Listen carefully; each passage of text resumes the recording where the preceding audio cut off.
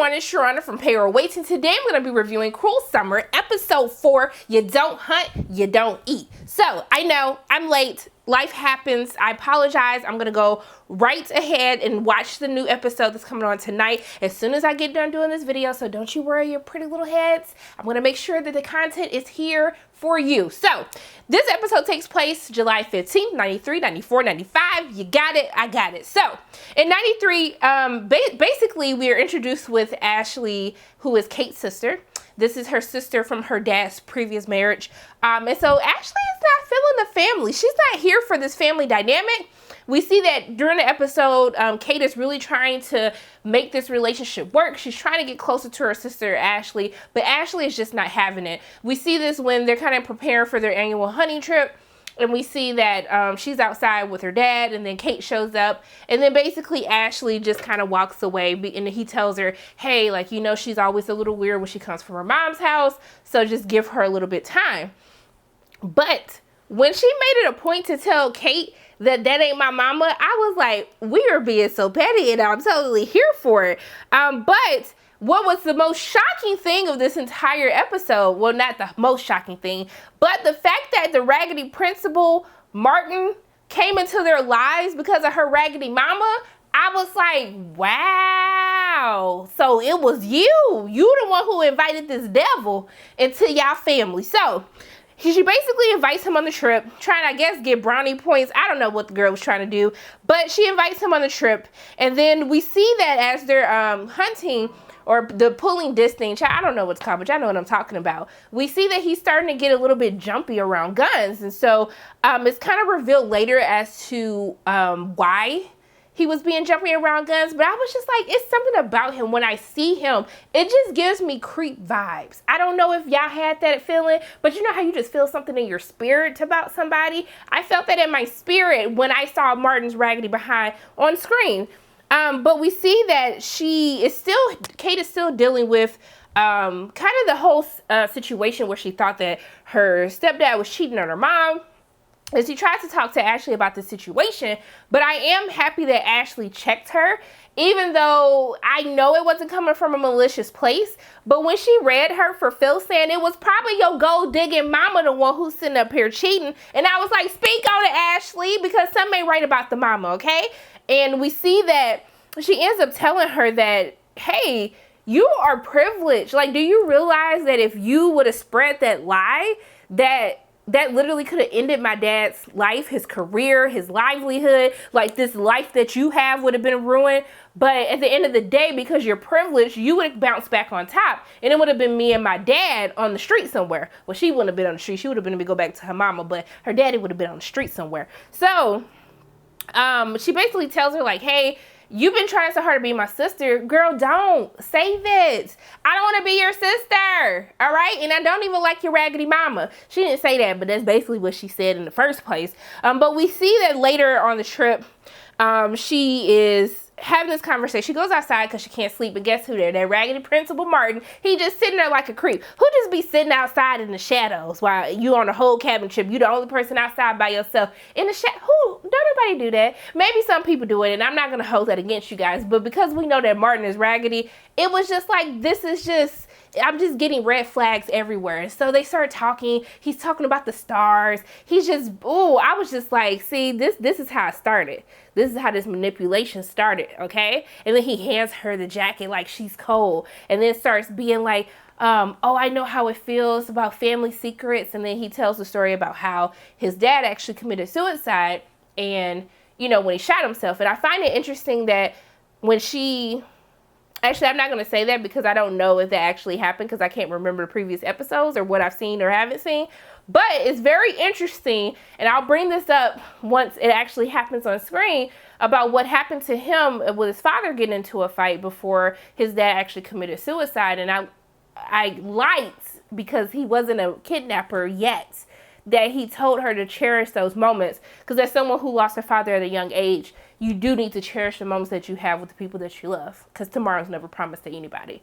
So we see that she ends up lying to Jamie the next morning because they were like, oh, you had your music bumping. And she was like, oh, I went to bed early. He was like, babe, I came and knocked on your window. And I was like, Jamie, what you knocking on her window for? What you trying to do? You trying to knock some boots? What you knocking on her window for? But she lied to him and just made up some excuse, but she was really talking to the raggedy principal. So we go to 94 and we see that basically Kate goes into the room and of the living room and she sees that they've like redecorated. And so to her, she was just like, so while I was kidnapped, you redecorated the house? And I was like, exactly though, like your child is missing and you're redecorating. I'm really confused by this. I don't really understand. And it's so crazy because the whole episode, her mom is talking about how her mom is talking about how much money this is costing. They could lose their house. They can lose their livelihood. But it was like, Beach, you weren't worried about that when I was sitting up here missing. You was up here spending money redecorating as if, oh, I ain't got a mouth to feed no more. We can just put this money in the decoration budget. I was highly confused. I was like, ma'am, have it make sense to me. But what does make sense now, Mallory and Kate being friends because they actually met at the same therapist's office. And so they forced this new friendship, which is I would say a very unhealthy and toxic friendship, just because I feel like Mallory, like Kate's mom alludes to later in the episode, that she's basically using this relationship to just have this person all to herself. And so it is almost some of the same similarities between how she used to act with Jeanette as well, but we'll get into that a little bit later. So we see that they end up talking, they forge a friendship. But during the episode, Kate is having these issues because she's having these dreams as if her captor is still there. We see when she rolls over and she wakes up, she sees him and she gets scared. And so she goes to the therapist and she's basically letting her know, like, this is typical, this is normal with the trauma that she actually experienced. She talks to her therapist about like how the first couple of days went with after she was kidnapped, on how they were learning their roles. We saw that she was trying to figure out like what his intentions were, what he was trying to do. We also saw her try to escape. He brought the grilled cheese sandwich. I ain't gonna lie, grilled cheese sandwich looked good, but I probably would have thought you were trying to poison me or something so you could take advantage of me. But we saw that she made a run for it. She was smart. She acted like she was in the shower. Then she made a quick little run for it, but the door was locked. He didn't even try to run after her. He was just sitting there like, sis, you thought I was gonna leave the door unlocked? Get real. So, but we see that she tries to attack him and she scratches him. Baby, when I say that man ran up the steps so fast, he was scared of her. He ran up them stairs, in them stairs. I was just like, sir, like, can you breathe? You saw that she drew blood on his face. I was like, Kay, you a fighter, girl. I'm here for this. I still don't trust you all the way, but I'm still here for this. I'm still Team Jeanette, y'all. I don't care what y'all say. I'm still Team Jeanette. I pray that I am right in the end. But we see that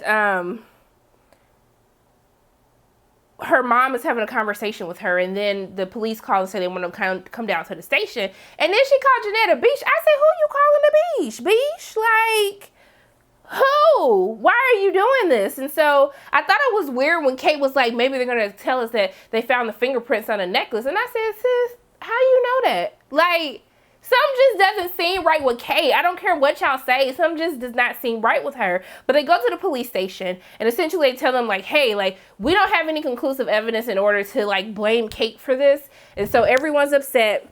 And basically it's sad because Kate was like, why do I always have to pay for everybody else's consequences?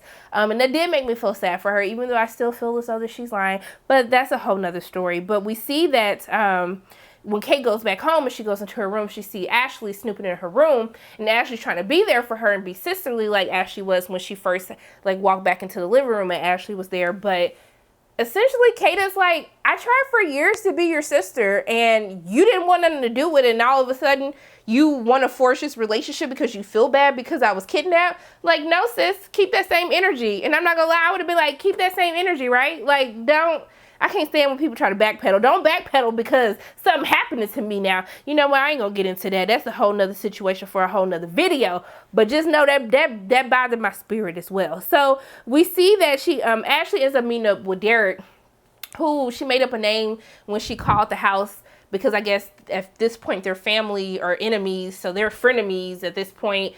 And essentially she's like asking Derek like, hey, do you think that Jeanette did it? And he was like, no, I don't think my sister would lie about something this crazy. And, you know, she basically starts telling him this story. And then it alludes to the fact that the person that Kate has been chatting with online, that's Ashley. She made the screening up in order for her to be able to communicate with her sister. But it's when we get to 95 that we see that they're trying to make a defense for the suit that Jeanette filed against Kate. And they're basically saying like, hey, they're going to poke holes through your story. You need to make sure that your memory is on point for everything that happened. We know that the principal is dead. He didn't make it. So there's no like 3 different sides to this story, you know, the truth and their sides. So he was basically preparing her like, hey, they're going to try to make it seem as though that you made some of these things up.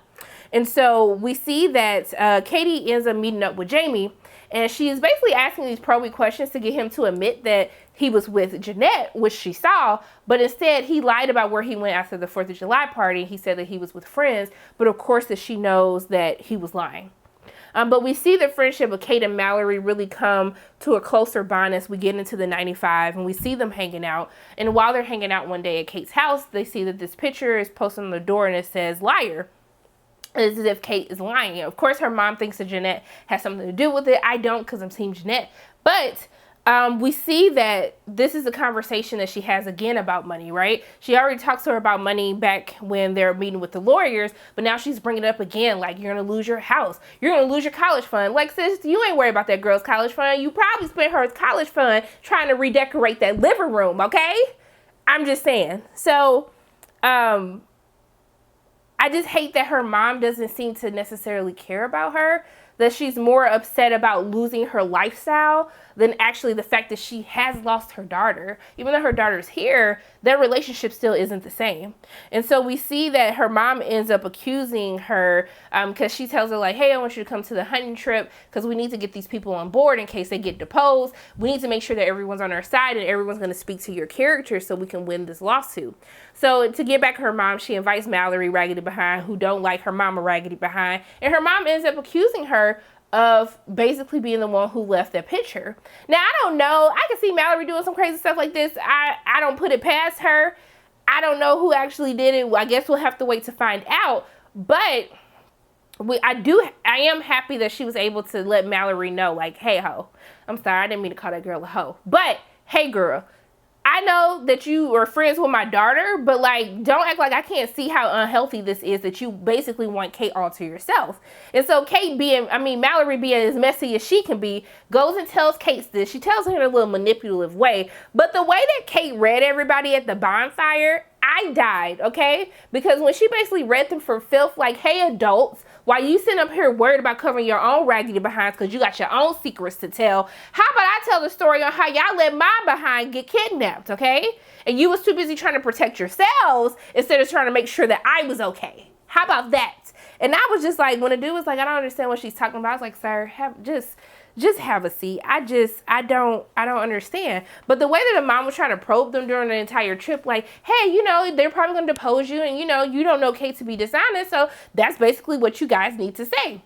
And I was just like, okay, girl, go ahead and threaten everybody. Do what you need to do. But what I need to know is, after Kate's therapist basically tells her that she needs to revisit what happened, she wants her to listen to the tapes in order to try to figure out, to fill in the holes, because it's been a whole year since she was first saved, but she doesn't really know everything as clear as she did when they first interviewed her when she was going through her sessions. So she asks her to revisit the tapes. Mallory tries to get her not to do it. I don't know why. It's Mallory. I don't trust her anyway. But she ends up saying that she doesn't remember what happened, but right before they came and killed the principal, that Annabelle saved her. And I said, sis, who the hell is Annabelle? That's what I need to know. I need to know who Annabelle is, because I'm confused, because I don't remember hearing any Annabelles. I'm sure y'all let me know in the comment section below if y'all heard of Annabelle, but last time I checked, I didn't hear Annabelle. So I just need all the answers to this tea. But something doesn't seem right. I don't trust Mallory. I can't stand her mama, but I do feel Kate on how she feels towards Ashley, because Ashley was reading her for filth the first half of the episode, and now all of a sudden you want to be BFFs, kumbaya, like you weren't talking smack all these previous years. So I just need the tea on who Annabelle is, but I'm liking how this story is unfolding. I still don't trust Kate. I know that I took up a lot for Kate in this recap, but I still don't trust her. I'm still Team Jeanette. But you know, let me know in the comment section, are you Team Jeanette or are you Team Kate? Do you know who Annabelle is? Let me know in the comment section below. But those are my thoughts on Cruel Summer, episode 3. Don't hunt, you don't eat. As always, my name is Sharonda from Payroll Waits, and if you like what you saw today, make sure you hit the like button, hit subscribe, share this video with your friends, and make sure you hit the notification bell. And I love you guys 3000, and until I see you again,